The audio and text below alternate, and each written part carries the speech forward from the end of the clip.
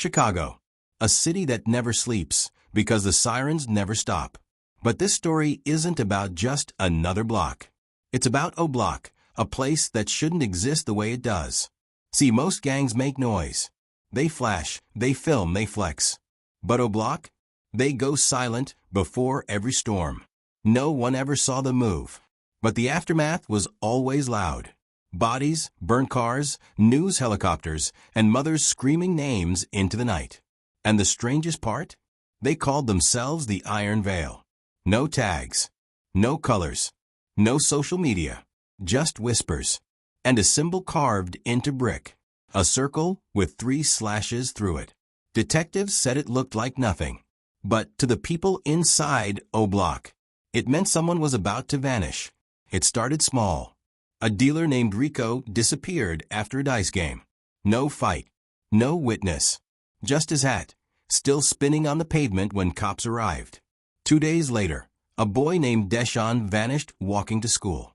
Then a pastor. Then a city inspector. All within a few blocks. All with that strange circle and 3 lines carved nearby.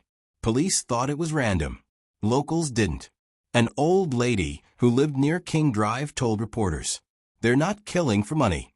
They're killing for silence." The cops laughed. Until they found one of their own. Detective Ramon Ellis, gone. His patrol car was still running. Doors locked. Radio hissing. And on the steering wheel, the same carved symbol. Then came Lena Cruz, a rookie journalist for a local news outlet, desperate for a real story. She'd covered shootings before, but this felt different. When she entered O Block, everything went still. Kids stopped playing. Shopkeepers turned their signs to closed. A man sweeping the sidewalk whispered, "You shouldn't be here, reporter girl." But Lena kept walking. And that's when she saw it. A mural of faces. Every missing person. Painted with eerie accuracy. Some smiling. Some with their eyes blacked out. And at the bottom, in red spray paint, "The Iron Veil protects its own." Lena took a picture. That night, her phone shut off by itself. When she turned it back on, one photo was gone. The mural. A hacker from the South Side reached out to Lena. Name, Ghost. He claimed he'd been tracking something strange in the O Block cell towers. Encrypted messages, he said. No words, just strings of numbers. She asked what they meant. He laughed. "It's not numbers, Cruz. It's coordinates." Each code pointed to an abandoned apartment or a back alley. The same spots where people had vanished. Ghost sent her one more location. But before he could explain, the call cut off. The next morning, his apartment burned down. No trace of him left. Only his keyboard. And that 3-line circle drawn in ash. Every block has its legend. O Block had Saint. No one knew his real name.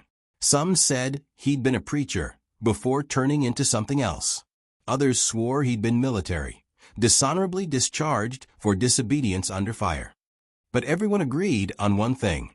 Saint ran the Iron Veil.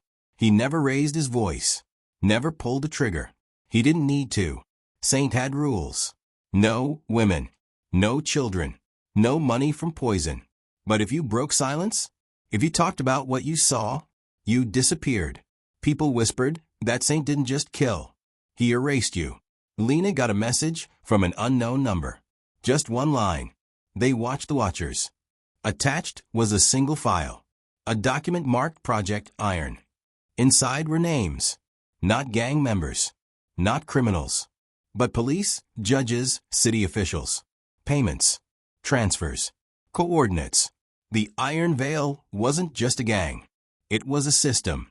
A shadow network built to protect certain people and bury others. Lena's hands shook. She realized she wasn't chasing criminals. She was chasing something much bigger. Lena reached out to Detective Ellis's partner, Marcus Hale, one of the last good cops left. He agreed to meet her in a diner on 71st. He looked tired, haunted, and he said something that made her blood run cold. Ellis didn't go missing, Cruz. He switched sides. He slid her a USB drive. Security footage.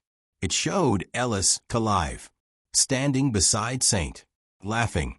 "They took me in. Ellis said on the recording. They showed me the truth. The city's been using us to cover for them. Before Lena could ask what he meant, the windows shattered. A black SUV sped past. Gunfire lit the street. Marcus Hale slumped forward, a perfect hole through his chest. And on the window, splattered in blood, that same carved symbol. Lena fled the city, drove south, checked into a cheap motel under a fake name. She plugged in the USB. Inside were hundreds of videos, executions, interrogations, meetings between gang members and politicians. In one clip, she saw Saint standing in front of a whiteboard. It wasn't random chaos. It was strategy. Every hit, every disappearance, every gang war headline was planned to manipulate the news, control the narrative, and shift police budgets. The Iron Veil didn't fight against the system. It was the system. And then the final file played. A video labeled Cruz. Her own face appeared, taken from a traffic cam near O Block. Timestamp. Tomorrow, 3:14 p.m. Lena didn't sleep. By morning, she made her choice. She drove back to O Block, to the mural, to end it herself. But when she arrived, it was gone. The wall had been freshly painted. And standing there was Saint. No guards. No guns. Just him. You were supposed to see it, he said quietly. Now you understand. We don't kill for chaos. We kill to keep balance. Lena trembled. You're killing innocent people. He smiled. No one's innocent, Cruz. Not in this city. Some just hide it better. Then he walked away. Into a black sedan with tinted windows. Government plates. Lena uploaded everything. The files. The footage. The names. Within hours, it went viral.